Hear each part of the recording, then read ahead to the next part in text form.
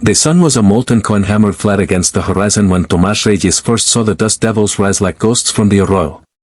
He had been chasing a lame stare across the cracked bed of the Rio Seco, his boots kicking up alcohol that burned his throat, when the wind carried a sound no man should hear twice in one lifetime, the low, guttural moan of something larger than pain itself. Tomás reined in his mare, Conchita, and shaded his eyes. Two shapes lay half buried in the sand, shapes that resolved, as he drew closer, into women. Not ordinary women. These were Apache sisters, taller than any vaquero he had ever seen, their limbs corded with muscle, their black hair braided with eagle feathers now matted with blood and dust. One clutched a broken lance, the other pressed a hand to a wound that wept crimson across her buckskin dress. Gigantes, the old ones would have whispered. Daughters of the Thunder People. Tomás' first instinct was to cross himself and ride away. His ranch, if the 3 adobe rooms and 40 head of scrawny cattle could be called that, lay 20 miles north, and the Apache had raided his corral twice that spring. But the taller sister, later he would learn her name was Nadoste, lifted her head and fixed him with eyes the color of storm clouds over the Chiricahuas. In them he saw not hatred but a plea so raw it scraped the marrow from his bones. The smaller one, Tasii, was unconscious, her breath rattling like dry beans in a pod. The sun would kill them before nightfall. Tomás cursed under his breath, dismounted, and began the impossible task of hauling 2 women who each outweighed him by 50 pounds onto Conchita's swayback. He lashed them together with his riata, one across the saddle, the other draped behind like a fallen banner. Conchita staggered under the load, but she was a Mustang bred from the same hard land, and she carried them. Tomás walked, leading her by the bridle, his canteen sloshing empty after the first mile. Sist clawed at him, but he did not drink. The sisters needed what little water remained. By the time the ranch hove into view, a squat adobe glowing like a coal in the dusk, Tomás' lips were split and his shadow stretched thin as a fence post. He half carried, half dragged the women through the gate, past the corral where his dog, Perro, barked himself hoarse at the scent of blood and stranger. Inside the single room that served as kitchen, bedroom, and chapel, Tomás laid the sisters on his own corn-shuck mattress. The ceiling was low, Nadoste's feet hung off the end. He built up the fire, boiled water in his only pot, and tore his last clean shirt into bandages. The wound on Tasii's side was ugly, jagged, deep, the work of a cavalry saber or a Comanche lance, he couldn't tell. Infection had already set its yellow flag. Tomás cleaned it with carbolic acid he kept for branding, stitched it with boiled silk thread from his mother-sold sewing kit, and packed it with honey from the hive he tended behind the henhouse. Nadoste watched him the entire time, silent, her hand never leaving the hilt of the knife at her belt. Night fell hard. Tomás sat on the floor, back against the wall, rifle across his knees. He expected warriors to come, ghostly silhouettes against the moon, arrows whispering through the shutters. None came. Instead, the only sound was Tasii's fevered breathing and the crackle of pinion in the hearth. At some point Nadoste spoke, her Spanish rough as river stone. "Why?" she asked. Tomás shrugged. "My mother said a man who turns from suffering turns from God." Nadoste considered this, then closed her eyes. Tomás did not sleep. Dawn painted the mountains rose and gold. Tomás stepped outside to milk the goat and found tracks, moccasin prints, deep and deliberate, circling the corral. Someone had been watching. He felt the hairs rise on his neck. Inside, Tasii's fever had broken, she sipped broth from a tin cup, her hands trembling. Nadoste stood at the window, staring toward the South Pass. "They know," she said. "Our father will come." Tomás' stomach nodded. The chief of the Bidonco Apache was a name spoken in whispers even by the cavalry, mangas coloradas, red sleeves, the giant who had once lifted a wagon off a trapped child with his bare hands. If he came for his daughters, he would not come alone. Tomás spent the morning reinforcing the door with railroad ties he had salvaged from the abandoned Southern Pacific line. He sharpened his machete, checked the loads in his Henry repeater, and tried not to think of the mortgage notice folded in his Bible, 3 months overdue, the bank in Lordsburg hungry as a lobo. The ranch was all he had left of his parents, of the dream they had carried north from Sonora. Losing it to Apache wrath would be poetic justice, he supposed. Still, he saddled Conchita and rode the perimeter, scattering caltrops made from nails and scrap iron. If they came, they would come on foot, the arroyo was too narrow for horses. Meet the broad heat that shimmered off the ground like water. Tomás was repairing a section of fence when the earth trembled. Not wind, not thunder, of bats. He dropped the hammer and ran for the house. Through the dust rose a column of riders, 20, maybe 30, their lances catching the sun like a forest of silver needles. At their head rode a man so tall his shadow swallowed the gate. Mangas coloradas. His shirt was indeed red, dyed with the ochre of the sacred mountains, and his face was a map of old battles. He raised one hand, and the riders halted as one. Silence fell, broken only by the creak of leather and the nervous whicker of ponies.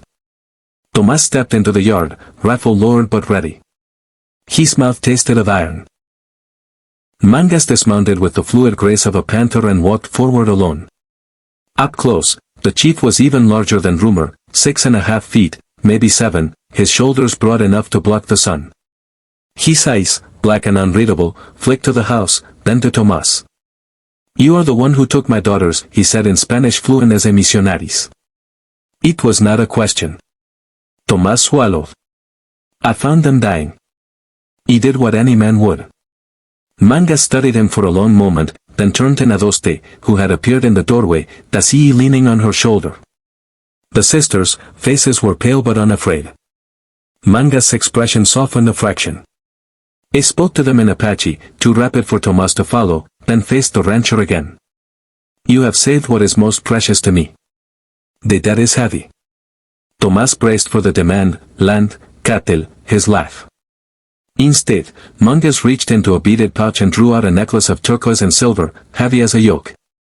"This was my mother's," he said. "It carries the protection of Usin. Wear it, and no Apache hand will rise against you." He placed it over Tomás' head. The stones were warm from the chief's skin. Before Tomás could speak, Mangas continued, "But a debt is not paid with trinkets. Tomorrow, at dawn, my people will come. Not to take. To give." That night, Tomás could not sleep. The necklace lay on his chest like a brand. He sat on the porch, Perro at his feet, watching the stars wheel overhead. Kindness, he thought.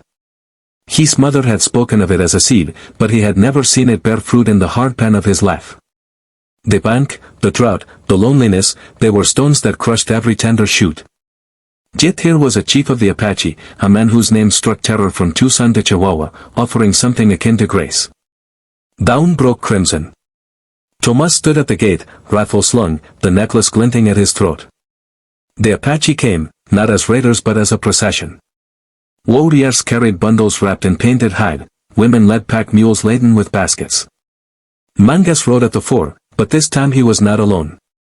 Beside him walked an old woman, her face a lattice of wrinkles, her eyes sharp as obsidian. She carried a staff topped with an eagle feather. The medicine woman, Tomás realized. The one who spoke to spirits. They filled the yard without a word. Bundles were unpacked, sacks of panol, dried venison, bolts of calico brighter than any Tomás had seen in the mercantile. A warrior led forward a stallion, coal-black, with a white star on its forehead, worth more than Tomás' entire herd. Another brought a cradleboard, intricately beaded, though Tomás had no child. The old woman approached him last. She placed her hands on his temples and began to chant, a low thrumming that seemed to rise from the earth itself. Tomás felt the necklace grow hot. When she finished, she pressed a small pouch into his palm, seeds, he realized, dark and glossy as raven wings. "Plant these where the arroyo bends," she said in Spanish. "Water them with the sweat of your honesty. They will grow where nothing else can." Then she stepped back, and Mangas spoke. "The land remembers," the chief said. "Your kindness has written a new story upon it. From this day, the Rio Seco is yours, not by paper from white men, but by blood and spirit.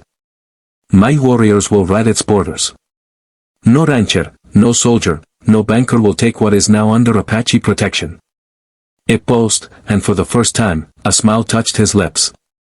"And when the moon is full, my daughters will return to teach your children the old songs." The circle widens. Tomás tried to speak, but his throat closed. He looked at Nadoste, who nodded once, silent. Tasii, now steady on her feet, placed a hand on his arm. "You gave us life," she said softly. "We gave you a future. The Apache departed as quietly as they had come, leaving behind a yard transformed, stacks of supplies, a herd of fine horses grazing beside his scrawny cattle, and in the corral a milk cow so plump she looked ready to burst. Tomás stood alone amid the bounty, the pouch of seeds clenched in his fist. He walked to the arroyo, dug a shallow trench with his hands, and planted them one by one. The earth was dry, but he did not doubt. He had seen giants bow. Years passed. The ranch grew. The seeds became a vine with leaves broad as sombreros and fruit that tasted of sunlight and rain. Travelers came from as far as El Paso to buy the melons, and Tomás paid the bank in silver dollars stacked like cordwood. He built a new house, larger, with a porch where Nadoste and Tasii sat on full moon nights, teaching children, his own, and those of neighbors who had once shunned him, the sons of the Dan. The necklace hung above the hearth, its turquoise faded but unbroken. One evening, as the sun bled into the mountains, Tomás sat with mangas coloradas on that same porch. The chief was older now, his braids shot with silver, but his presence still filled the world. They shared coffee strong enough to float a horseshoe. You kept your word, Tomás said. Mangas chuckled, a sound like gravel in a stream. And you kept yours. The land is fat. The people are safe. Even the bankers smile. A gesture to the fields where Apache and Vaquero worked side by side, their laughter rising with the dust. Tomás looked out over the arroyo, now lined with cottonwoods that had not existed a decade before. I saved 2 lives, he said. You gave me 1,000. Mangas placed a hand on his shoulder. No, amigo. You gave us a reason to believe the world could be more than war. That is the greatest gift. The stars came out, bright as the turquoise in the necklace. Somewhere, a child sang in Apache, the notes weaving with the wind. Tomás closed his eyes and felt the circle complete, not a debt repaid, but a bridge built, strong enough to carry generations. In the hard land of the border, where kindness was often buried under greed and fear, a poor rancher and a giant chief had planted something enduring. And it grew.